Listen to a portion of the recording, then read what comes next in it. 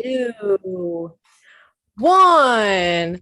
Hello, everyone, and welcome back to another episode of the Women's Sports Matter podcast. My name is Gianna Castro, and I am your host. Today is the last episode of season 3.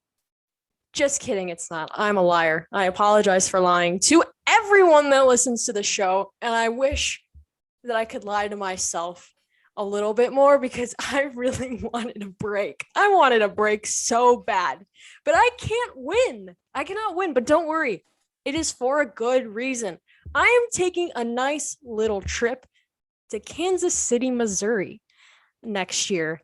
For a really cool reason, actually. I am going to be at Podcast Row for the United Soccer Coaches Convention in January 2022.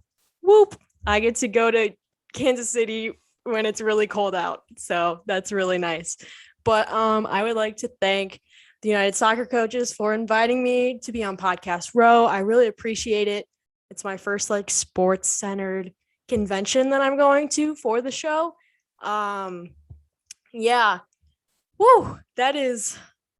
I'm really glad that I get to say that because I'm super excited about the opportunity to be able to talk about women's sports and women's soccer and to meet some great people within the soccer world. But today is not about this, okay? Today we're talking about the NWSL, the final, the drama, our expansion draft guesses. And today I am joined by my friend from Twitter, who I got to meet in person at the Chicago Red Stars and Gotham FC game. Would you like to introduce yourself? That game was pain. But hey guys, I'm Michaela. I have my own podcast called mickey.alfano. It's on Spotify and Apple.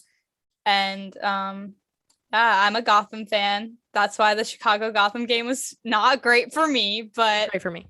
Good for you guys. I don't know what else is there to say. I mean, something pretty cool happened today if you want to tell the folks that are listening. Yeah. Next season with Gotham FC, I'm going to be working with Soccer Over Gotham, which is a Gotham podcast, and I'm going to be helping with their media coverage and doing a podcast with players and all that kind of stuff, and helping to make a professional coverage site for Gotham players because they deserve the best. And so I'm really excited about that. I guess they deserve, I mean, NWSL players as a whole. We'll just say that because I'm not going to say anything about Gotham because y'all stole Scott Parkinson away from Chicago, but that's just that's okay, He's great. He is awesome. I got to reach out to him to get him back on the show because he is so awesome to talk to. But a fun fact of the day, 9 out of 10 coaches from this season I don't know if that's a fun fact. Are gone. The fun fact of the day. No, terrible fact of the day. 9 out of 10 coaches are gone. The only coach left is Houston, I believe. And the longest tenured coach or second longest tenured coach is Casey Stoney in San Diego, which is mind-boggling. I know, it doesn't make sense. It doesn't make sense at all. I think that's so weird because Laura Harvey was a coach for a long time, but I guess it just means consistent with the team that they're at. Yeah. But I think that the longest coach in the league has got to be Laura Harvey, but but we're just talking about, how long they've been there for, I guess, from start to finish. No words. Last night, I thought I was going to go to bed just after scrolling through Twitter and be like, oh, this is stuff that's happening before I go to sleep. And then it's oh, Rory Dames is resigning. Okay. As a Chicago fan, and just being around people that were also Chicago fans, we respected Rory, not anymore, obviously, but we thought he was a really good coach. And to read all this stuff from the Washington Post about his behavior is just disgusting. It's what's happening in the entire league. It doesn't make any sense. Why is this happening? Why are men weird? I think that the most frustrating part is that you read all these stories and all of them are the same. It's all these coaches have been abusing their power in very similar ways, going about it very similar ways. And the fact that there's been so many reports about it and it's just ignored, and that like these men were able to keep coaching for so long, I think that's the most frustrating part of it all. I don't understand how like a league can let this happen, Yeah. and especially that it affects almost every single coach. Like 95% of the coaches, in this league is just, Yeah. I have no words. The fact that things are reported to US soccer and it's still ignored. Yeah. Like if the league's not going to do anything about it, And to hire Safe up Sport, people. Yeah. like is involved Oh too. my And it's just God. like big red flag. Yeah. It's really like, as an NWSL fan and like someone who wants to work in the league one day, it's like really, really disheartening to see, because I feel so bad for the players, and it's like, it's not a safe place for them, and it needs to be. And it's like, as a fan, like what can we do to help? But like at the end of the day, there's not much we can do to help, because we're finding out about this stuff like when it's already been a thing for like Kristen reported in like 2014. Like I don't even think I was watching soccer at that point. So like, how am I supposed to do anything to help? I think that's really frustrating. I think just as a fan, and I also want to work in the league someday. I think, especially we do have some sort of platform. We do have a decent following on social media, just talking about it constantly and making sure that people don't forget about all these different things that are happening. If we let people forget, then it's just going to happen again. So we need to, make it known that we are watching what's happening as well. And we will not just sit back. I definitely think everyone needs to keep like sharing Kaya's story and Mana and Shanae's story. Like don't let things just be like, okay, that's done and over with. Now we have this next thing. Like, no, everyone needs to keep amplifying their voices, and whatever the players say kind of goes at this point, I feel like. Yeah, it's a tough situation, especially for the players and the people. I really feel for the locals that are on the Red Stars team that have been around and have been, maybe playing under him when they were little, in the soccer club that he owns. It's just like the people who played for him at Eclipse, and he brings them up because he only drafts Eclipse girls. Yeah. So like there's obviously a lot of history there. And so I really just hope that like this off-season players are going to be able to obviously take time to like rest and recover and all that kind of stuff, like physically, but also just like get the time that they need away from soccer and everything that's going on, because I can't even imagine how they're still going and doing all these things right now. Like I would be a mess. Yeah, I would just be like, nope, I'm not doing anything. I'm going to lay in bed all day. Like the Washington Spirit are postponing their parade until the beginning of next season. So the players have a break. And can just relax and not think about soccer for a little bit. So can't wait to see what that parade looks like. It'll definitely be interesting. It'll be interesting.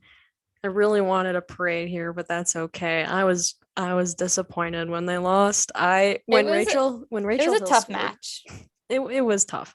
I really wanted to be there. I was so jealous to see all my social media friends living it up in Louisville when I'm sitting at home, like I have to go to work in 10 hours. It's just, if it makes you feel any better, I was sitting in my dorm room thinking I'm doing nothing for the next 7 hours. I could be there, but I wouldn't have made it back to Columbus for my flight. So didn't work out, but one day. I was going to say maybe next year for me, but I'll be moving to wherever, and it's probably not going to be in a place where there's going to be a NWSL final. So I'll just have to wait until I work somewhere where I can write about it or work for a team that's, in the actual championship.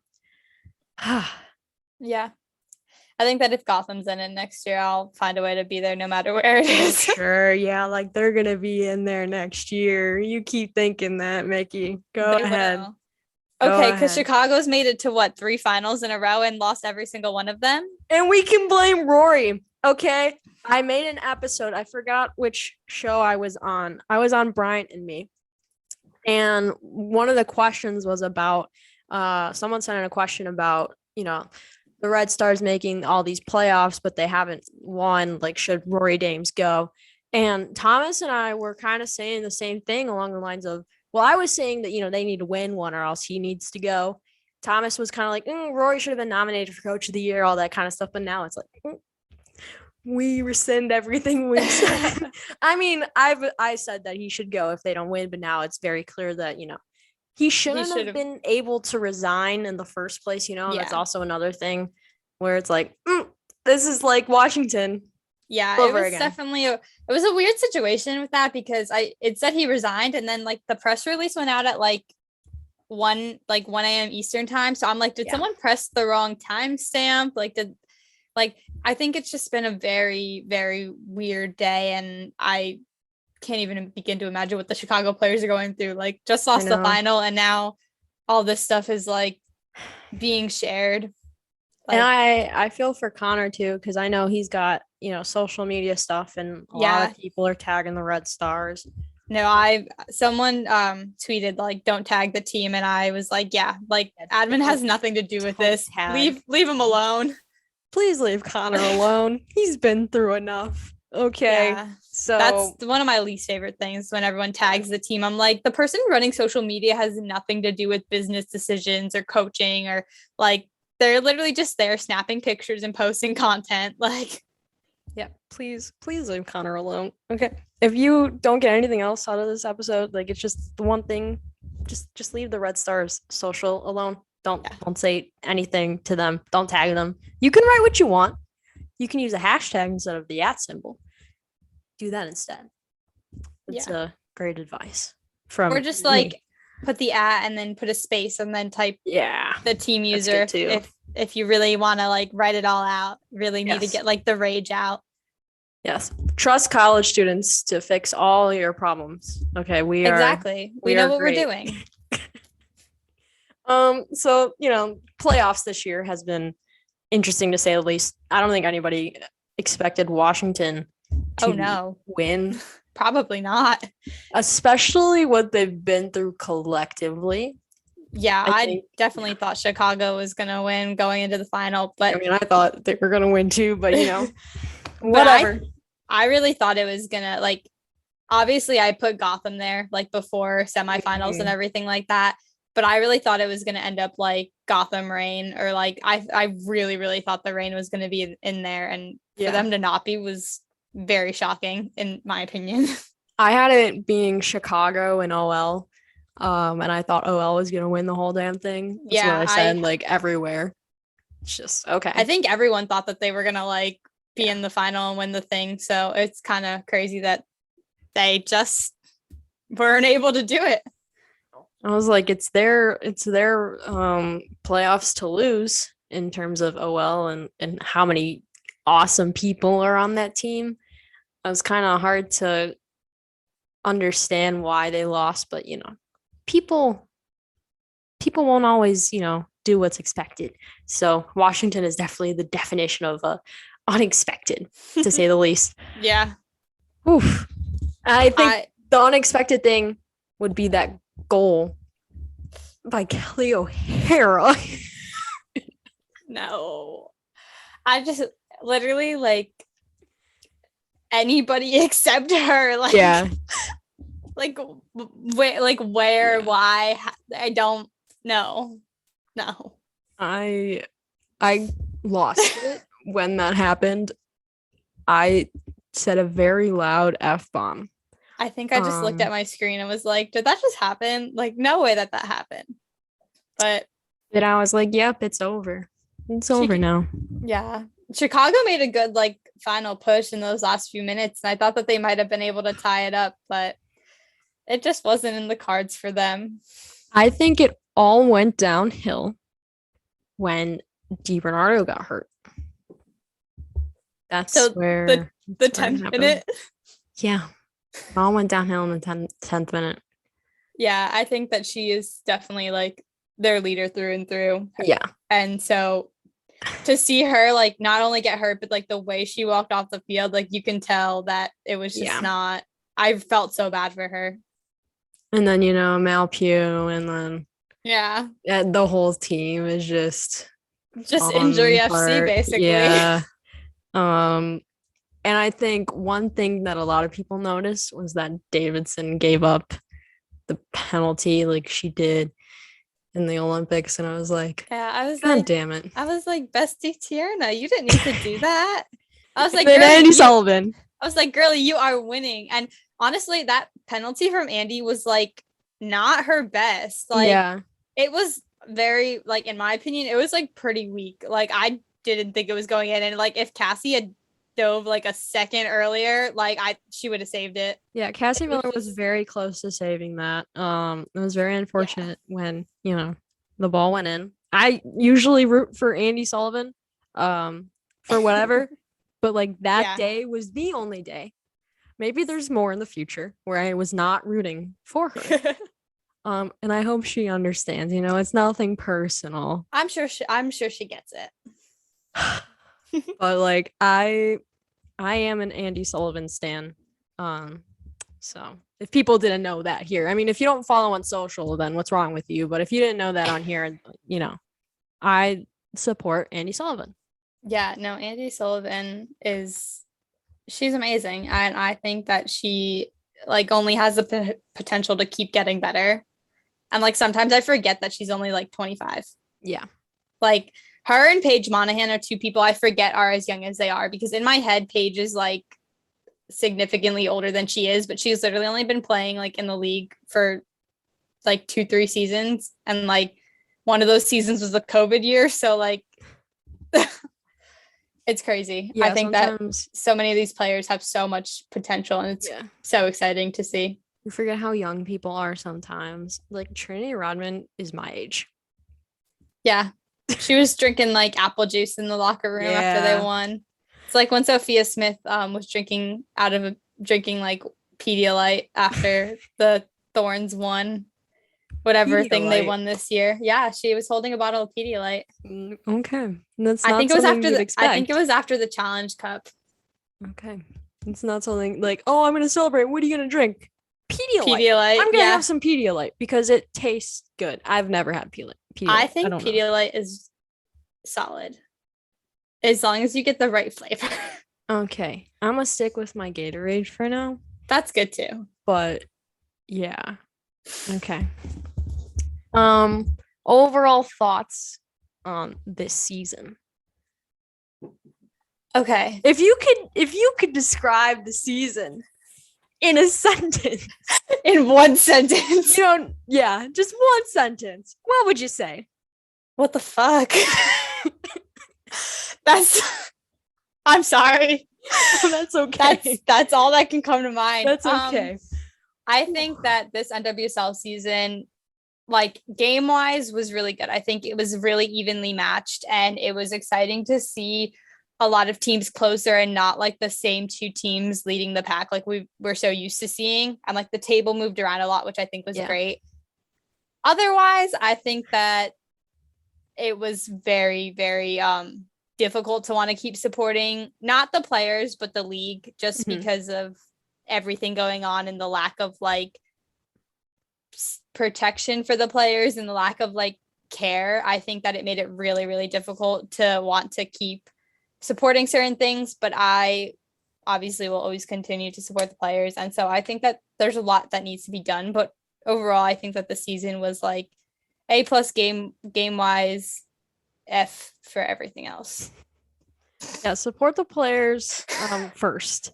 Yeah, I think that is literally the most important thing, because player safety, which I don't think was a thing this weekend, but yeah.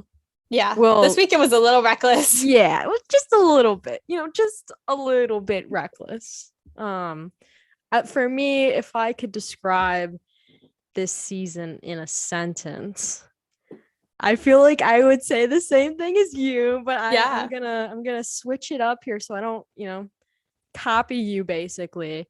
Let's see. I think this NWSL season was a big old dumpster fire. That's a good one. Yeah. It's like that picture with what is it, like a dog and it's got like the fire in the room, and Yeah. he's sitting there like, this is fine. That's the season in one picture. Yeah. Um, games were great. Shit that was happening everywhere else, not so much. No, definitely not. And I've talked about this a lot on my show, and I've been on other shows to talk about it. I'm sure you've talked about it a lot too. There's only so much you can say before you start repeating yourself. Yeah. It was just a mess. Yeah. Big old mess. There's a lot of work that needs to be done, and Yeah. not even just like obviously for the whole league, but also just like club wise. Like I love Gotham, but like there's obviously a lot of issues that need to be worked out, like all the stuff that happened with Elise and Freya, and Yeah, which I feel like people also forgot about. I still remember the Elise it, thing was so weird, and we've heard nothing since then. Yeah. And she hasn't been on any social media. It's very weird situation. And I'm waiting for the day we find out more about that, which will probably be never, but she probably has a burner account. You never know. Got to give it up to the NWSL. One of the things though that I think is super important is that obviously we want transparency and we want to know what's going on, but as fans, like we can't know everything. Mm-hmm. And there's a process of things that go on like before it can be put out.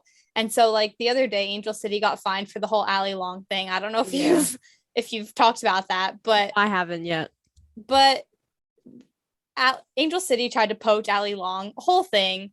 And they got fined, and a bunch of the quotes were like, so you can fine them for this, but not deal with the racism in the league. And I'm like, but they can do both.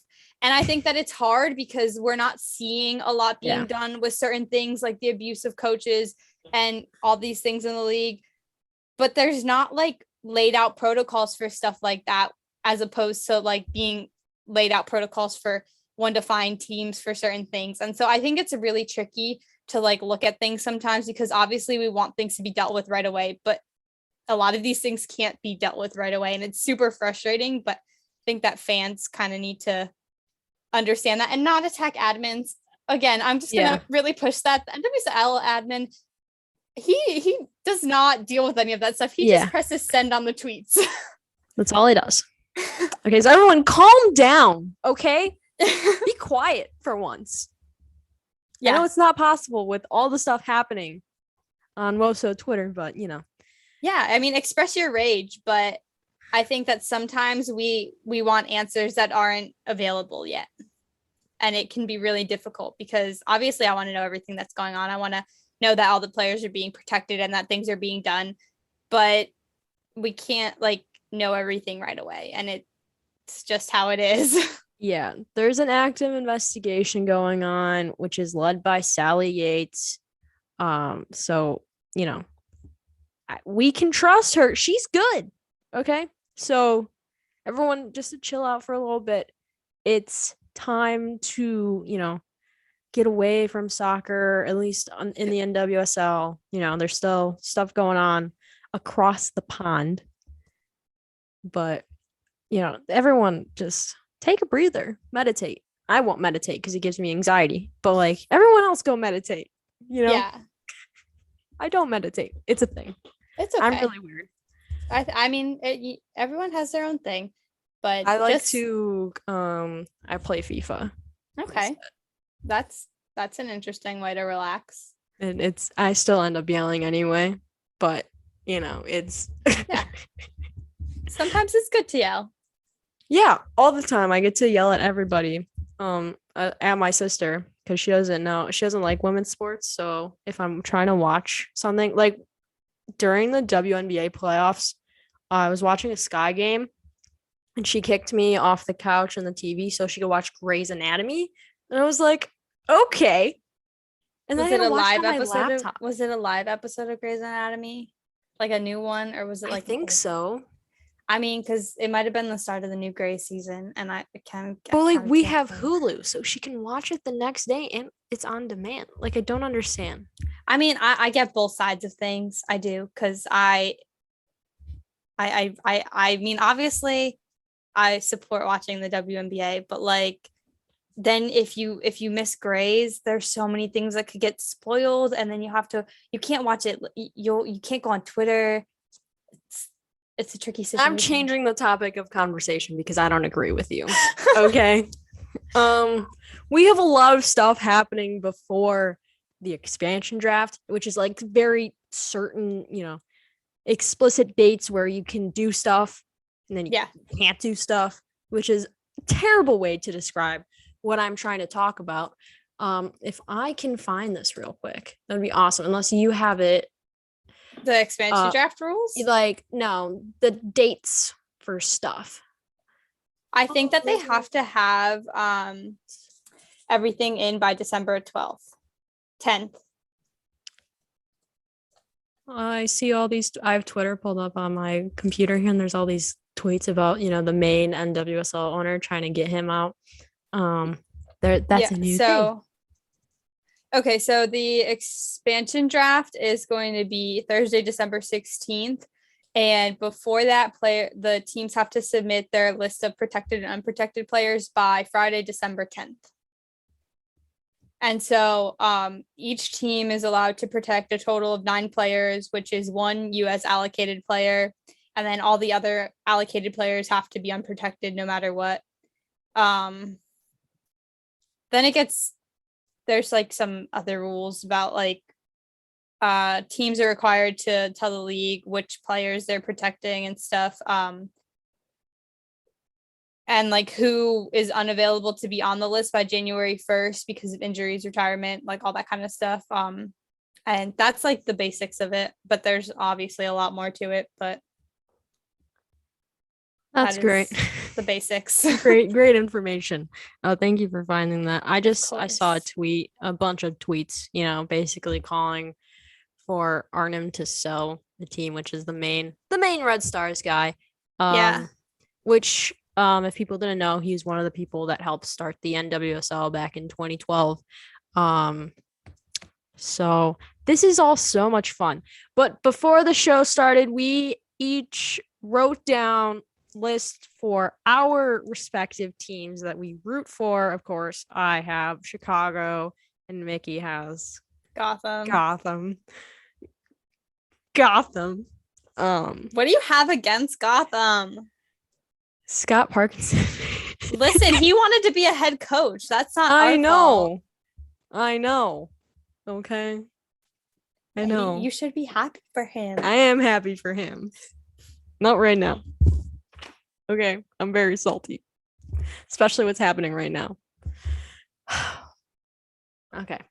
So, if you want to tell the people listening, who you would protect if you were in charge of this list and, give some explanations on why you picked. And if you have honorable mentions, you can say those too.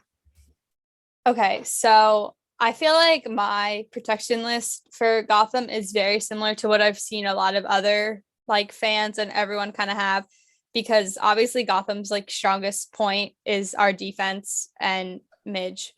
And so obviously Midge would be on the list. I don't think that there's an explanation for that, just other than somebody would definitely take Midge, and that cannot happen because it's Midge.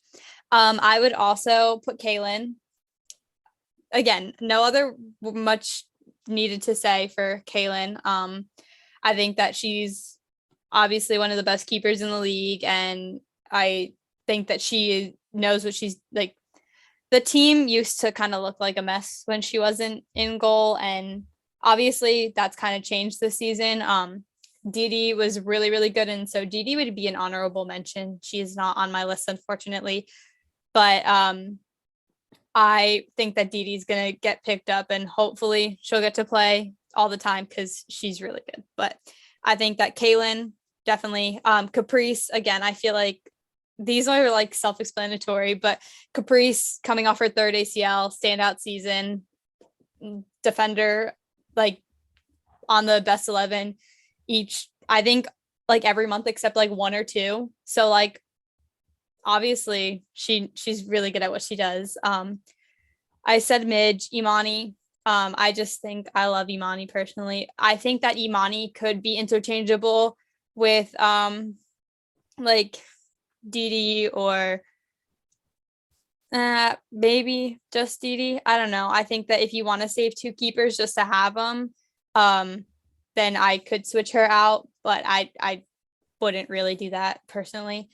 Iffy, I think that she carried the team for a while this season. And obviously, like, there's 11 players on the field, everyone's participating, but when we had Carly gone, Evelyn gone, Midge and Paige injured, like, she was really carrying that front line.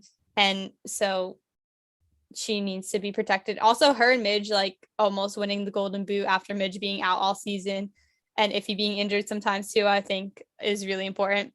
Estelle, because she's Estelle. I think that all Great Gotham explanations, fans because I think so. that I just think that a lot of these are like self-explanatory if you're a Gotham fan. Yeah. And well, what if people listening aren't Gotham fans? I was getting to that. I think that even as non-Gotham fans, like, if you watch any games where Gotham plays, like, when Gotham plays against Chicago, I think that you can clearly see that, like, defense is one of their strongest points. Like, the fact that we didn't, like, the amount of goals scored against, like, Gotham should have been much higher than it was, because there were so many times where, like, the ball was, like, literally, like, a quarter from the line and, like, Estelle saves it or Kaylin gets it or Cappy or, like, stuff like that. And so there's some people that I didn't put on the list, like Gina and McCall, because I just don't see anybody taking them. No offense. They're, like, older, like, they're towards the end of their careers. I don't really see, like, a new team wanting to take them and build around them, because they probably only have a few seasons left, but a few is kind of, I don't know, a few is like 2 to 3. So I think that makes sense. But back to my list. So far I have Kaylin, Caprice, Midge, Imani, and Iffy. And Estelle. And then Mandy, I think that I just want Mandy to stay for her outfits. But she's also really good, obviously. She's a really good, her and Estelle, like, they just work so well together. And so I want Mandy to stay. And then Allie Long is on the list because of what happened with Angel City. I originally wouldn't have put her on the list just because in my head I was like, no one's gonna take her. Like, I was like, like, she just moved to here to be closer to family in New York. Like, my whole thing was she's what, 32, 33. Like, I was like, no one's gonna take her. And then Angel City tried to take her. And so now I'm like, we kind of have to protect her. And then the last spot, this one I was kind of like tossing up between, like, do we say Pinto because youth or whatever? But then I was like, you know what? Paige is getting better every time she plays. I love Paige. She's only 25. You're gonna pick your team favorite, your favorite player? Yeah. To be the last spot? Okay. Well, I had to save the best for last. Okay. Okay. So I would pick Paige last because I love Paige and I want her to stay at Gotham forever. And she's from New Jersey, so we have to keep it local. Yeah, if you have no idea how big of a fan Mickey is, all you have to do is go on her Twitter. Listen, I took a bus 8 hours to Chicago to watch Paige, so and to meet me. Yes, that's exactly why I went to Chicago. You're welcome. You're welcome. Okay. Thank you. Okay. My turn. I have a great list that I feel like a lot of people are just gonna not agree with, but this is just how I feel as a fan. Okay. So I think it's really important to talk about how many allocated players there are on Chicago's roster. There's Tierna Davidson, Julie Ertz, Casey Kruger, Alyssa Nair, Mallory Pugh, and then for Canada, Bianca St. George. So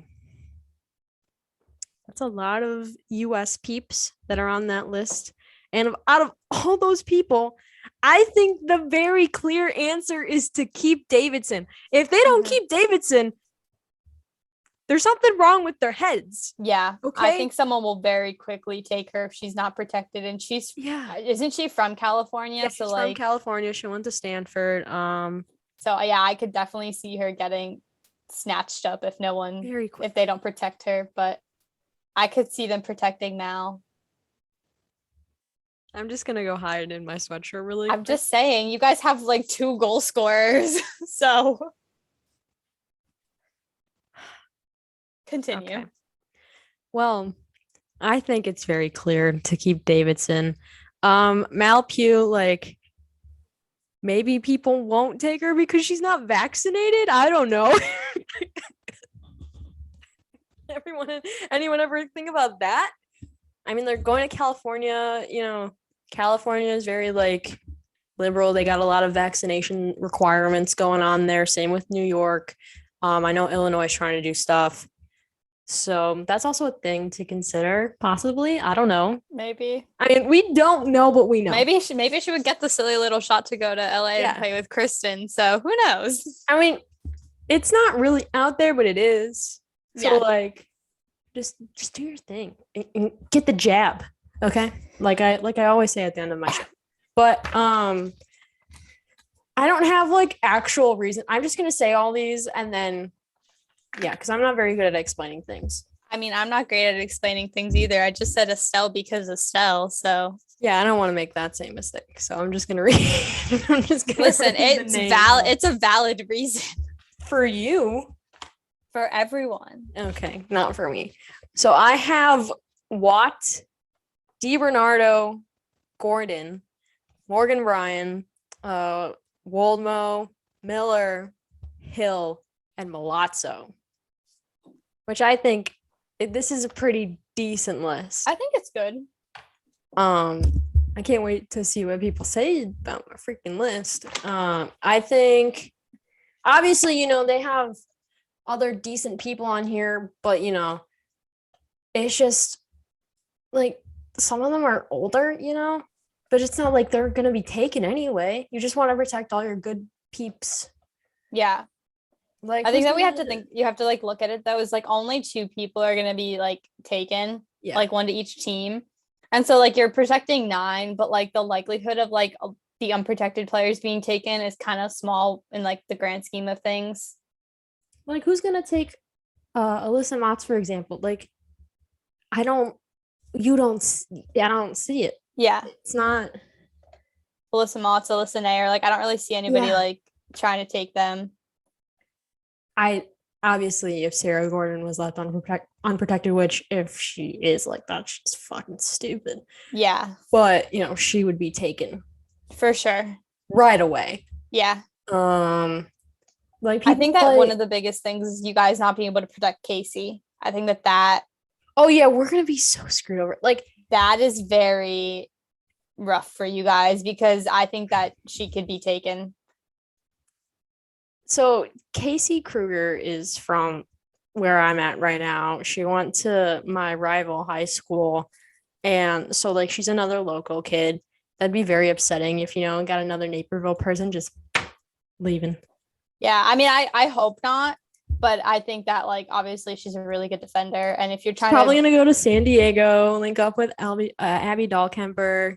If you're trying to build like a solid like back line with like a mix of like experience and youth, like I could see her, especially if like someone can't take Davidson because you guys protect her. It'll be interesting. Kruger to San Diego confirmed here on the Women's Sports Matter podcast. Definitely not confirmed. don't be spreading that information.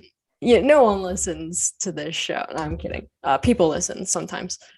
Like so the younger folks on here, like Ella Stevens and Sarah Lubert, like I don't think they'll be taken, but someone like Emily Boyd, possibly, I can see that.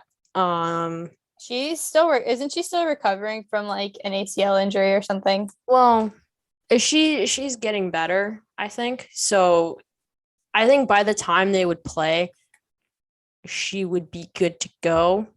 I think it's just a risk for like teams to pick someone that hasn't played in so long, because then you're kind of banking on her like recovering well and being ready to play. And I think it's possible that I think Alyssa Nair could be taken during the draft. I think it's very possible. I just think that there's other keepers in the league that like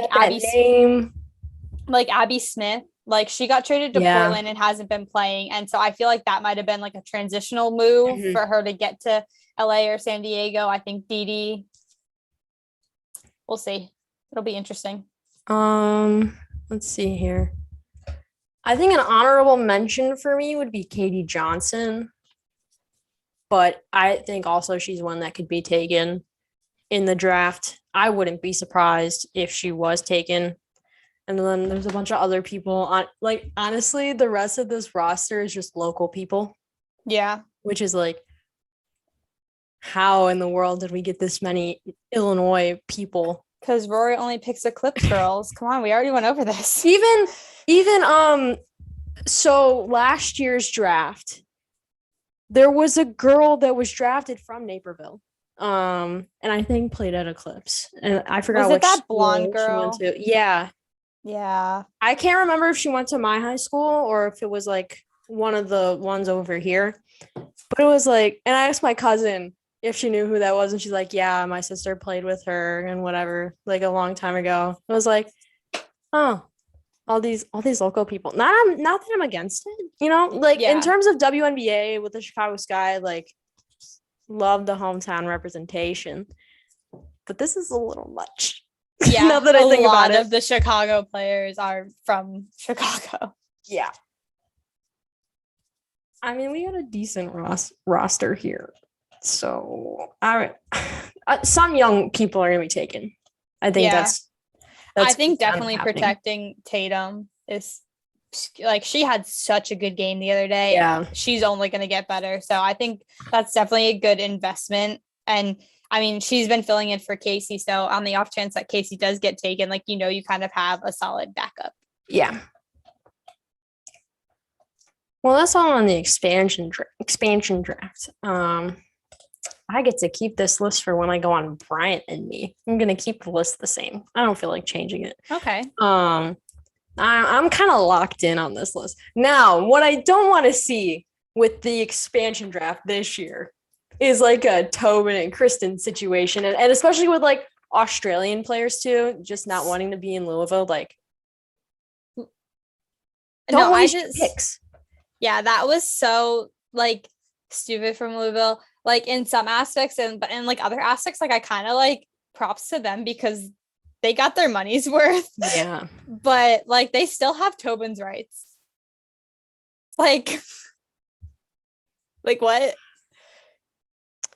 I will forever be salty that Portland just like gave her away like that, because Louisville was originally going to pick AD, like literally like up until like an hour before, not even an hour before, like, yeah, up until like very shortly before the draft, they were going to pick AD, and like AD knew, and then suddenly like they switched up and they picked Tobin, and then Portland gave her such like a poor like send off kind of thing, like thanks for all your time. Like she got one tweet, and I'm like, girlie did so much. She was the face of your organization, and it was very upsetting as a Tobin fan to see all of that.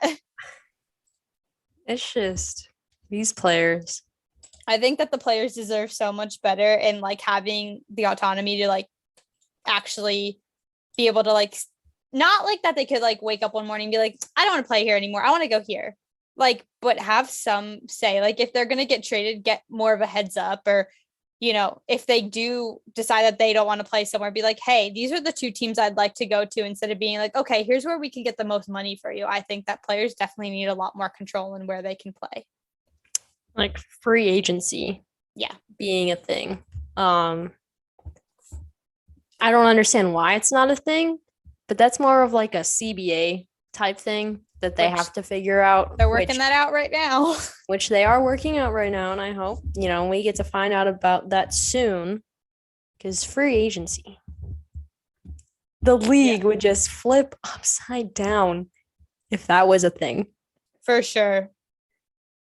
I want to see it so badly. I need it. I want to see where all these people would go. Yeah. Let's see. What else is important to talk about in the world of NWSL? Is there something important we're forgetting about? I don't know. I mean, there's like the college draft, but like I don't. Who cares about the college draft? I don't know any college players. Okay. Oh, I mean, I follow the college, like who they think is going to go number one. I think number one is going to be Jalen Howell or Naomi Girma. But yeah, Jalen Howell. I know about Jalen Howell. Yeah. But I don't know. Who has the number one draft pick? Oh, That is a good question. I don't know the answer to that. Are you gonna look or do you want me to look? I can look real quick. Okay.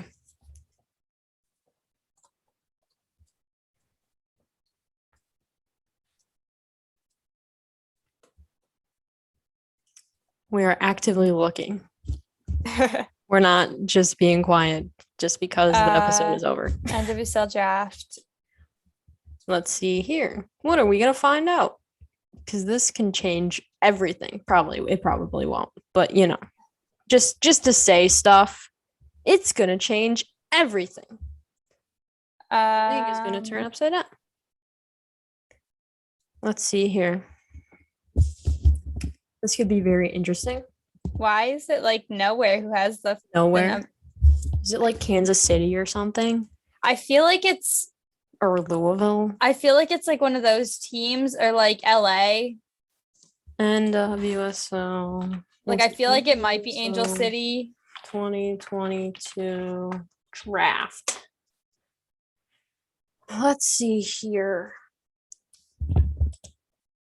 Will it be on this website that I'm looking? I mean, no, it won't. Wikipedia, I don't know how reliable it is, but it says that Angel City traded their first round pick to Racing Louisville when Angel City got Kristen. Oh, that's right. I forgot about that. Yeah, okay. So Louisville has the first pick. That if they draft Howell, that is going to be a good pick for them. I think that they're going to screw it up and draft someone not good. Or they're going to trade it away. Classic Louisville. Yeah. Classic Louisville. Trying to just mess with everyone's minds, because they can't do the right thing. No. But I think that's about it. I do want to ask your opinion on something. So since the finals this year for the NWSL was held at a neutral location, do you think that this should be the way going forward? Yes. Even like going to places that aren't NWSL markets per se? I think that it should be held at a neutral location. I think that if it's a non-NWSL market, I think that it has to be a place that like wants a team. So like if they had it in like Cincinnati or Columbus, like something like that, because I know that there's like Austin. Yeah, like I know that there's campaigns to get teams there, but I think that having it at a neutral ground I think it's a better way to go. Obviously, people traveled for the game. Like it was packed, like over 10,000 fans there. And so I think that people are willing to go places. And I think that if it keeps getting held in Portland or like the same places over and over again, it's going to get boring. And it's also not fair if you're holding it at a place where one team has a home field advantage. I don't know. I feel like it makes it more official if it's at somewhere where someone doesn't have the benefit of knowing that 3/4 of the stadium is their fans. Yeah, it can't be like a World Series or the NBA championship where, you have a series that you can play to determine the winner and you get to go to both teams' home stadiums. This is different. It's one freaking game. Okay, winner take all. Got to play it at a neutral place, especially like if your team is known to have shitty weather, or shitty playing conditions, like in Portland where you're playing on turf versus Louisville where you have actual grass. That's something to think about. I definitely think that if you hold it in a place where there's like where people want to have NWSL teams, it'll see how much of a market there is. Like if they say next year the finals at TQL in Cincinnati and Cincinnati packs that place, like that there will be the people there to support a team, and there is the want for teams in places, and it's not just a group of people on Twitter saying that they want a team there. It's like a little test run. And it's also kind of what the U.S. Women's national team does when they do their tours and they don't have like a set stadium. They go across the country and play all these games. I mean, I would like to see a final in Chicago or in Bridgeview, freaking Bridgeview. Or even like a Soldier Field kind of thing. where I feel like a lot of people would go there, even though Soldier Field is like one of the ugliest places I've ever been in my entire life. Like that stadium, my mom likes to call it like a spaceship. She says it looks like that. I don't know why they remodeled it. This is a terrible idea. And then the Bears are going to leave anyway. And no one goes to Chicago Fire games. So we have a spaceship in the city of Chicago. Nice. Yeah, it's really ugly. But at least, you know, some of these teams aren't playing at college campuses anymore. Unlike San Diego is playing at a college campus to start. Yeah, that's just why I think that they're building their own facilities and stuff. So Kansas is building their own thing. Kansas and OL play at baseball stadiums. I know Kansas is moving somewhere for next season. So it's like getting to play at actual, you know, soccer stadiums with, you know, teams' own logos on there and everything like that. Hopefully that's something that we see going forward. I don't know how these people play on baseball fields. Like, that's just weird. yeah. I don't understand how they do it. It just doesn't make sense in my mind. 0 sense. Yeah, no, it definitely doesn't make sense. Like the place at where Kansas City played this year is I forgot, it's the Kansas City Monarchs, which is a baseball team, which is in the same league as my work. So I work for the King County Cougars. Beautiful name for a baseball team. But it's like, oh, I recognize that stadium because I saw my thing, my work go and play there. Yeah. But, you know, enough talk about baseball. It's time to wrap up my segment, or Mickey's segment, because I still have my own thing to record. Mickey's got to go because she doesn't want to talk to me anymore. That is not the case. I just have to go pick up my little sister. I'm kidding. Yeah, it's a joke. I like to be very sarcastic on the show. No, I get it. My whole energy. I don't know how people deal with me. But you know, now is your time to plug away, because I'm not going to do it at the end of this episode, but you know, because I'm very forgetful. But yeah, tell the people whatever. Okay, this is all for you. You know, plug thanks. away. Well, it was so nice to talk to you. Thanks for having me on. I really appreciate that. Like I said earlier, my podcast, Mickey Mike's Up, is on Apple and Spotify podcasts, so you can check it out there. You can follow my Instagram, which is at Mickey Mike's Up, or my Twitter, which is at mickey_alfano. And yeah, I mean, that's all my plugs. I do all my stuff on Twitter, so I'm usually on there, not Instagram, but very active on Twitter. Very active, 24/7. It's given me internships and new opportunities. So okay. It looks like I need to be on social media more. I literally am on it all the time. But it was so great to talk to you. Yeah. It's nothing you want to shout out really quick, tell people to do something or whatever. Just subscribe to your show, you know. And then I mean, follow the show, support the NWSL players. And if you have a team close by and can go to a game, go to games. It's so important. Like, obviously, I know not everyone has the ability to get to games because they're far, but if you can, like, go to them. It's so much fun. That is something I repeat on the show. Yeah, a lot. Go support your local women's sports team.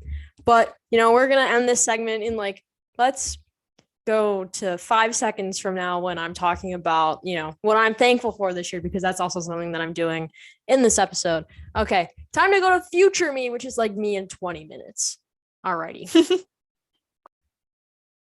Wow, we fast forward to me not 20 minutes from now. Literally me 7 seconds later. Just kidding. Okay, so tonight I'm talking about, this show comes out at 10 a.m. in the morning. I need to stop saying tonight because I'm going to drive myself up a wall, because I never know what time of day people listen to the show. So I'm recording it at night or evening. It's 5:00 p.m., you know. Some great stuff going on here, but I'm talking about what I'm thankful for, because this is the Thanksgiving week episode. Whew. You know, I don't expect this show to get the following that it did this year. Just this year in a whole, as a whole. In a whole, that doesn't make sense. This year as a whole. but I'm like really proud of my work, which is something that I don't usually say, but I'm going to say it. I'm really proud of the stuff that I've been able to accomplish with the show and just stuff that I've been able to do outside of recording podcasts in my office at my mom's house because I live at home and go to school. But I'm really thankful for all the people that listen to the show, that support the show, that follow me on social media, friends and family that listen to the show. It is just awesome to have everyone's support. I don't want to sound sarcastic or whatever. Like this is me trying to be like all emotional and all that jazz. But I really am super thankful for everyone that has been supportive of what I'm doing here at the Women's Sports Matter podcast. I would not be here without anybody's support. I would not have amassed the following that I have gotten so far. Without people tweeting, retweeting my stuff, liking my stuff, posting on their Instagram stories, commenting on Facebook, Instagram, whatever. It's just the little things that are very helpful, and I really appreciate so much. I'm very thankful to be able to talk to a lot of great people within the sports world, whether it's athletes, coaches, people that work for sports teams, people like Mickey that are trying to get into the wondrous world of sports. Basically doing what I'm doing is trying to get a head start and trying to create your own thing so you can feel like you belong.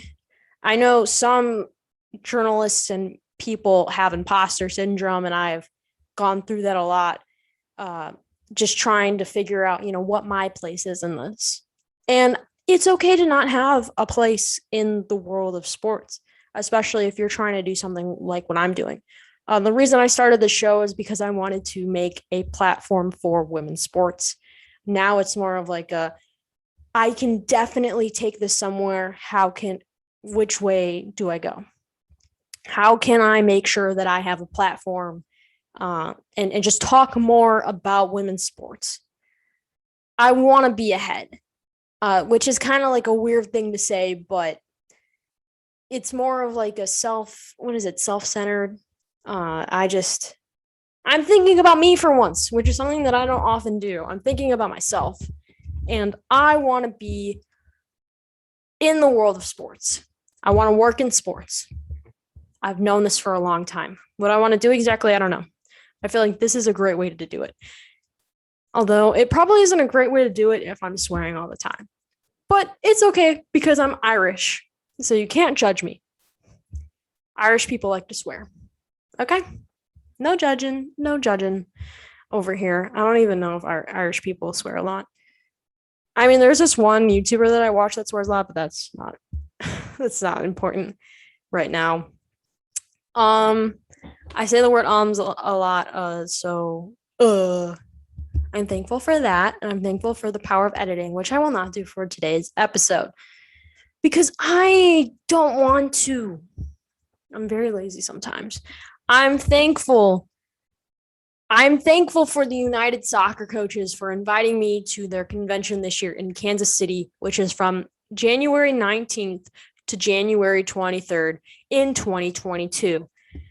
This convention has not been held in Kansas City for 10 years. It is their first one back since the pandemic started, and I am very excited for this one. I've only been invited to one thing as media, and so to be able to to be invited to something else that's actually pertaining to soccer and to sports is incredible. I'm very thankful for the opportunity. I want to thank Brandon over at the United Soccer Coaches for inviting me to be on Podcast Row again, January 19th to January 23rd. I will be there Thursday, Friday, and Saturday. So if you're going there and you listen to this episode, or if you're watching this episode, because YouTube is now a thing that I'm trying to utilize again, come over and say hi. We can talk about women's sports, soccer. Hopefully you'll catch me the day I'm wearing my Chelsea jersey. But yeah, I'm super excited. I am trying to make merch, which is something that hopefully people can buy because I'm a broke college student and I'm going to be using a lot of money to make all this stuff. So if you want to help me out, let me know. It's going to be really expensive. So I have to have stuff at my booth. I'm going to be hopefully making cookies with the logo, podcast logo on it. I have some concepts of, merch ideas that I want to do. So I will hopefully be bringing some stuff there. I kind of want to get pens, make my own pens, and possibly coasters, just basic menial stuff that people can take. Although I don't know how much stuff I'll be able to purchase because it is freaking expensive. It is so expensive. I have my book over here, which is a University of Wisconsin journal, which is a school that I'm not even applying to anymore because I can't risk not getting into their journalism program because they're not a direct admit school. I have a lot of great ideas for merch, which includes stickers, buttons, possibly can coolers, but I don't know. That's the most expensive thing on here.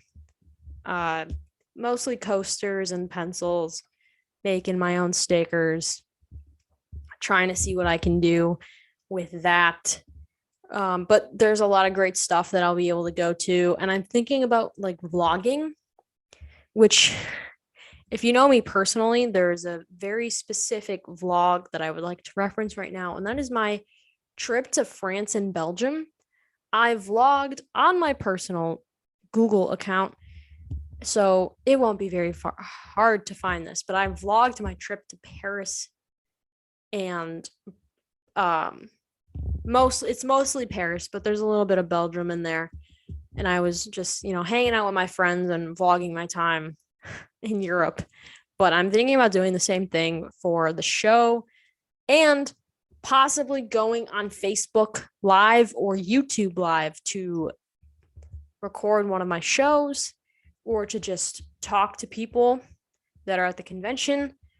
So I need to start learning how to do all this stuff, and I need to see if people are actually interested in watching stuff that I'm putting out there and buying stuff that I'm putting out there.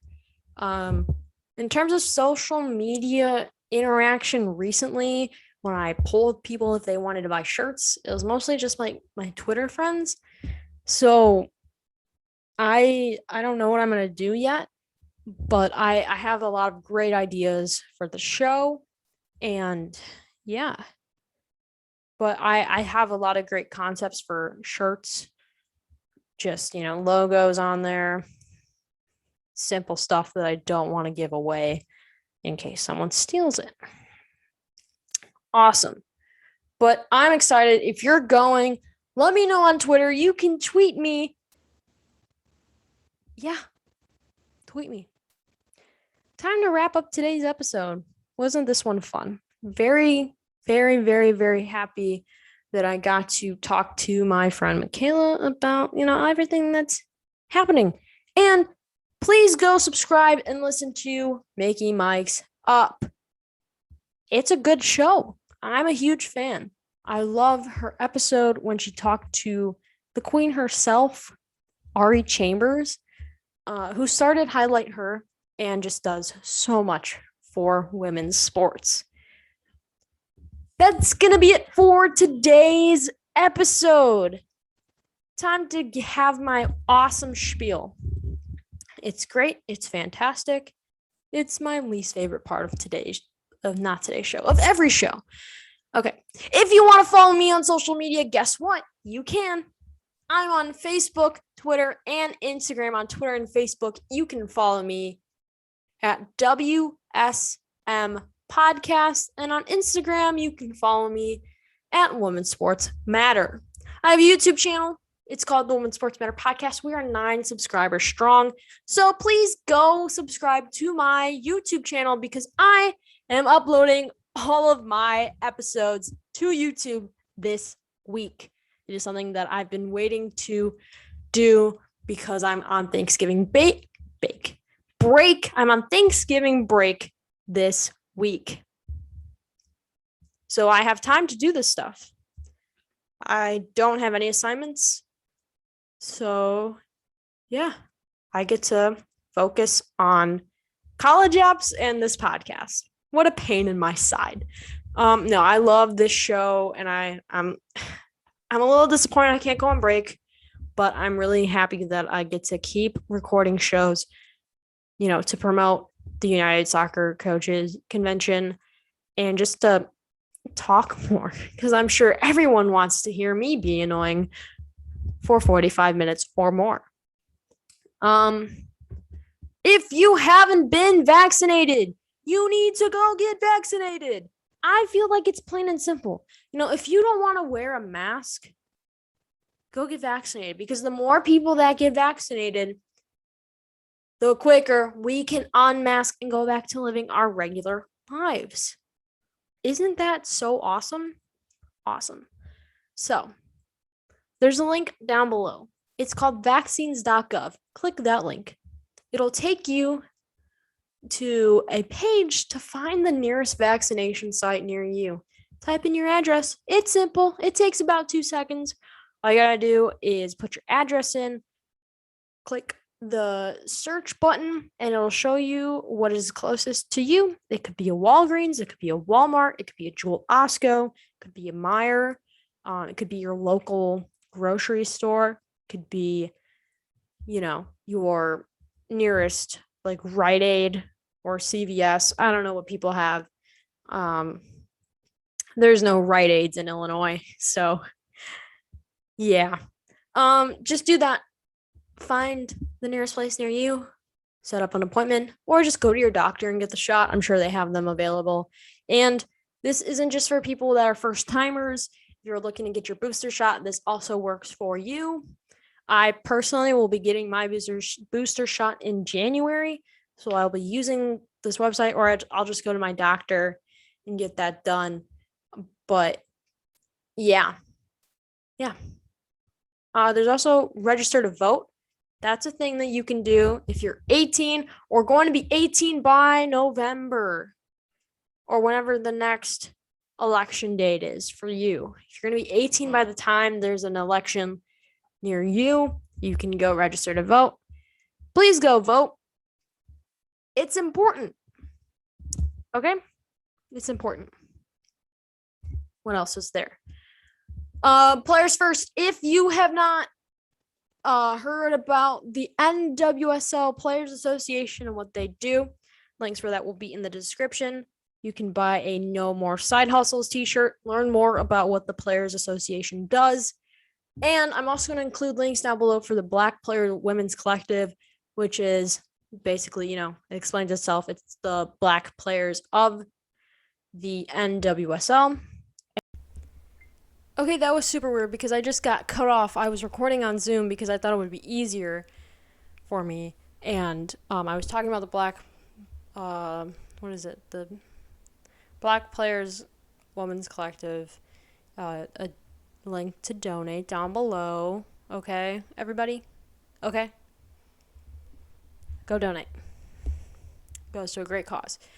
Support NWSL players. Okay? Yeah, that is basically what I wanted to say to end the show, but I had to be rudely interrupted because my Wi-Fi just wants to stop working for some reason. I hope you like my comeback to YouTube. This is going to be the first, video that I've done since, I don't know. It's kind of weird because most of my clips, unless they're interviews, will be they're going to be audio clips. But yeah, I'm really excited to do this. So it'll help the podcast grow a lot. I'm very excited for it. So yeah, I hope you enjoyed today's episode of the Women's Sports Matter podcast. My name is Gianna Castro, and I am your host. I hope to see you at United Soccer Coaches Convention in Kansas City January 19th to the 23rd. And don't worry, I will keep reminding you after every episode, okay? Because I'm supposed to. Okay. Thank you so much for listening/watching. And I'm going to go do some homework because I have homework during break. I'm going to go watch a movie. And yeah, enjoy your Thanksgiving. So that's all I got to say. That's all, folks. I'll see you next week. Bye-bye.